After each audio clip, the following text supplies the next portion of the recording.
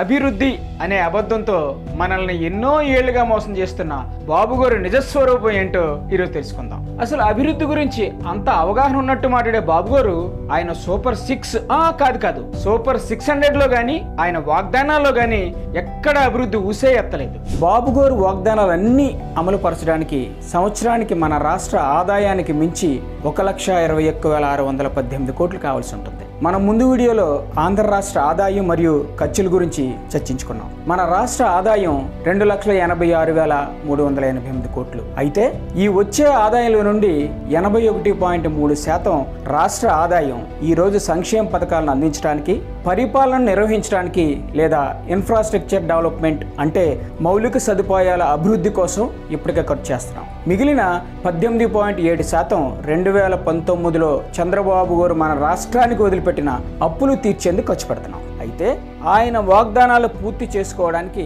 అవసరమయ్యే 1,21,618 కోట్లు సమకూర్చే ప్రయత్నంలో చంద్రబాబు గారు 24 ముఖ్యమైన సంక్షేమ పథకాలను ఆపేస్తారు అనేది మనం ముందు వీడియోలో తెలుసుకున్నాం. ఇప్పుడు ఆ నిధులు పూరించేందుకు